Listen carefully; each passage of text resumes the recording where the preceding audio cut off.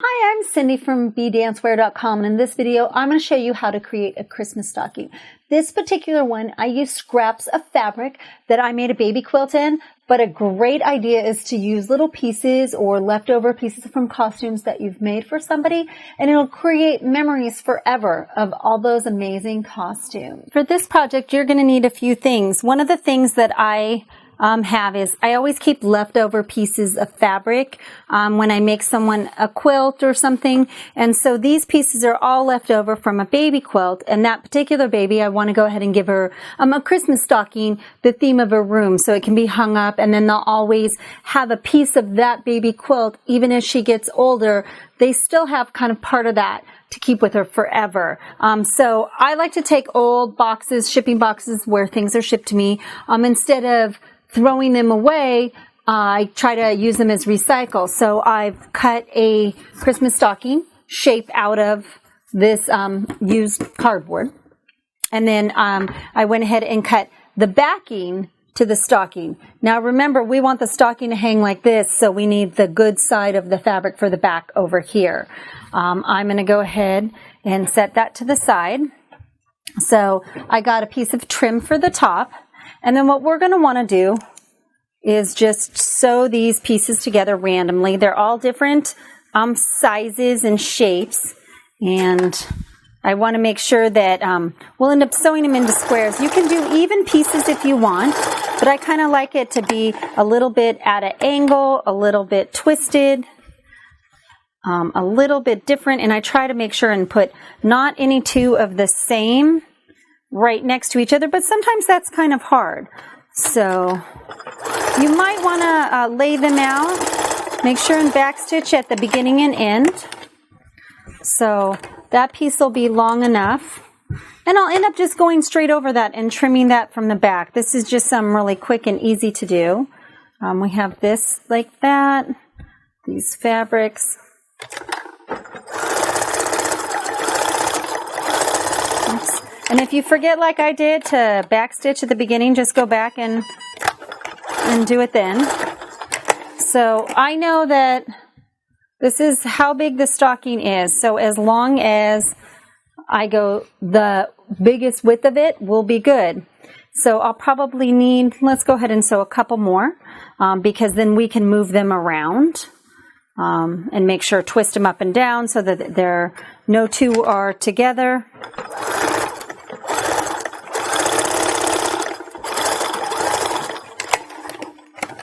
And then we have those two. And that'll work for the very top piece. And make sure the polka dots and you want to make sure that the fabric you want to see faces each other. So you're sewing from the back side. Just up and down. And back stitch there. And then let's see, what do we have left? Now this one's pretty big, so I think I'm going to sew this piece to this one. And I don't want to sew it so it's just straight lines across.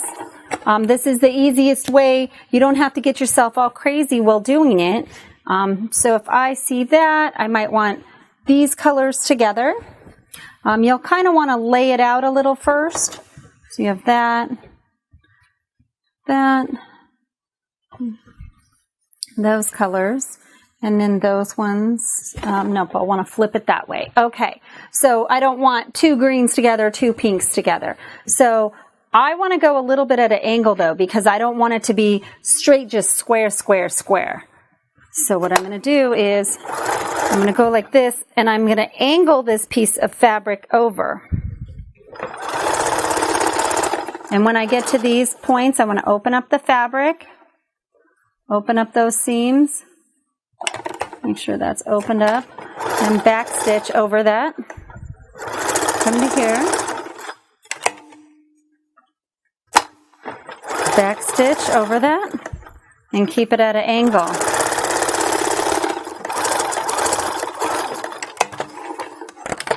Now I'm going to take this angle piece here, and I'm going to cut this off. Got to leave a little bit of room there. But you see, so it definitely is patchworky. It's not square, square, square, or rectangle, whatever you want to call it. So this one now, let's flip around this way. So the green is there. And I'm going to slide it just slightly. So it's just slightly askew, just not quite a square. And I got to make sure that this bottom piece I'm sewing on that appropriately, so I'm not missing the edge of it. And go back and forth. And then the bottom seams, you got to make sure and open those up also.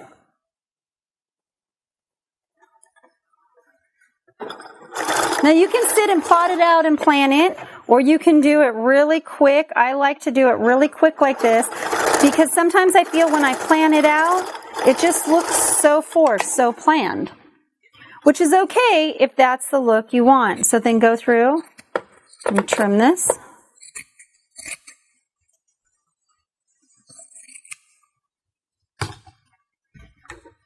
So see how we've got pieces that are kind of scattered apart? And then let's put this one. I think this one will be kind of good to have a little bit longer on this end.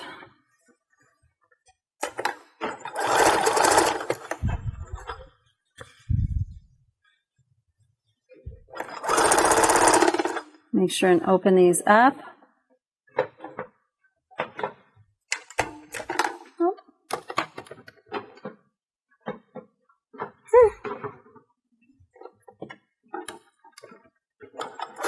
There we go. I'm not quite sure what went wrong there, but sometimes the plug comes a little loose of the pedal.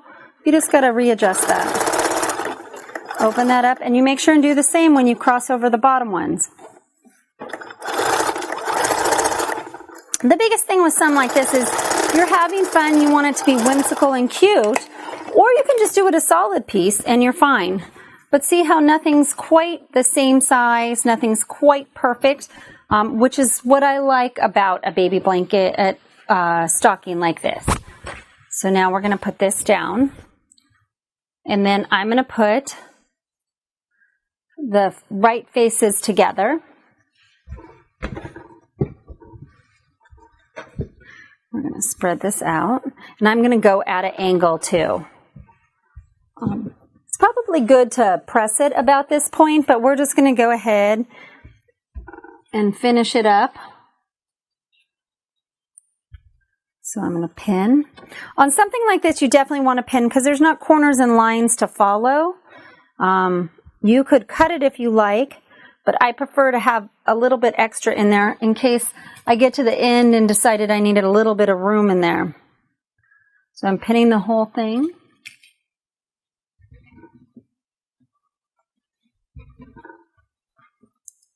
Now remember, you're going to need to leave the top part open, and you can do this pretty much any size you want.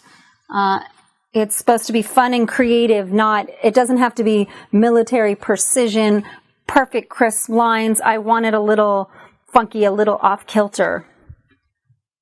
For me, that's what makes these type of stockings really fun and really simple too, because you're not going to worry if you're a millimeter off on a square. And then go ahead and just put it in place and make sure and backstitch. And remember the correct sides, the right sides are facing together.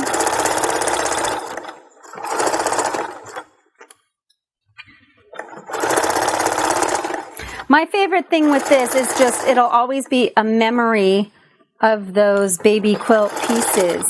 And so if you didn't make the quilt, you don't have those pieces, what you could do is get sheets like they have, baby sheets, or just try and pick something that matches those particular pieces.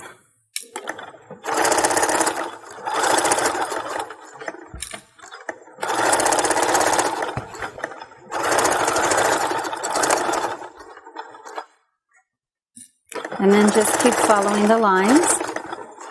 Make sure and take all those needles out as you go. If your machine can't stitch over needles, make sure and pull them out before. You don't want to break a sewing needle while you're going. And then back stitch there. Now, you can, if you would like, if you're actually going to fill this up, you might want to back this side with something so that it's not see-through and gives it a little bit more sturdiness. And then you're just going to go ahead and cut.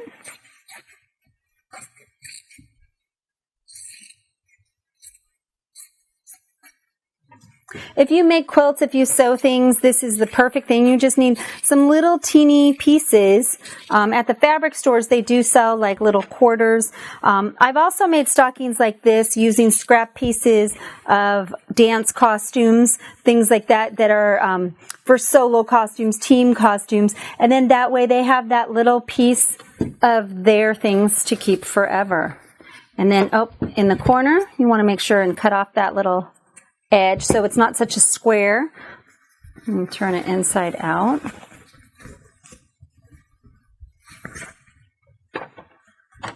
And then there we go. There's that. Let's cut this here.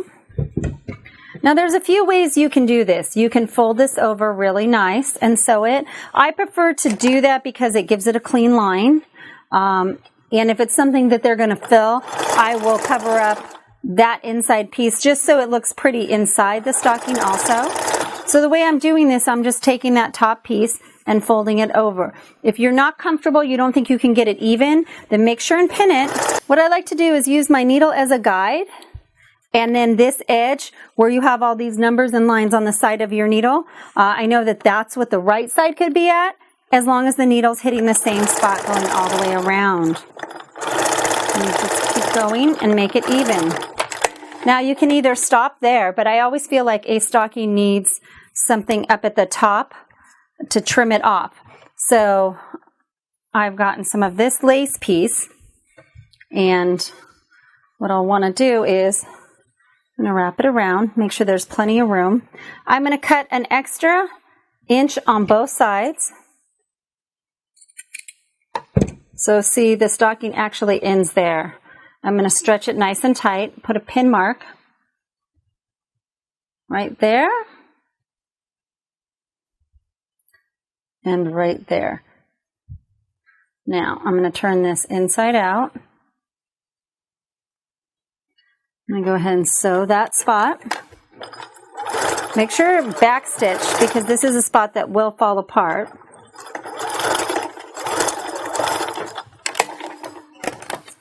And then open that up. Now there's a couple things you can do. You can open it up and just stitch that flat like that, or you can actually take this piece and fold it in and give it a pretty seam. If you think they're going to be seeing that top inside, you'll want to do that. I'm going to make this just to hang on the wall, so I'm going to go ahead and top stitch right over that seam so nothing pops up, but it just creates a nice flat spot there. Then I like that seam to be in the back. And so I'm going to line it up so just part of that pops up above. And I know I'm going to go with that edge right there will match up with this edge. So either you go through and you pin the whole thing, or if you're comfortable that you can keep it lined up, you go ahead and keep that lined up. Now I know because when I guide, I watch and make sure this edge always comes up to that same exact spot. Just like this, all the way around. And you just keep it going. And then make sure and back stitch right at the end. You'll want to clean up all the threads and all of that, but there you go. There's a little Christmas stocking made out of the baby quilt fabric that's left over. It's really simple, and I love that these pieces are not just square, square, square. I know I've said that about 5 times, but I really do like that unique look that it gives all around, and it's really that easy. Thank you for watching our video, and if you enjoyed it, make sure and click here to subscribe because we're going to have some amazing DIY videos coming out. And if you want to get our free, complete Dance Costume DIY Guide, click right here, or go to bdancewear.com/DIY guide. And lastly, if you have any questions or ideas for future videos, please leave it in the comments below. Thanks again for watching our video. And remember, be original, be colorful, be dancewear.com.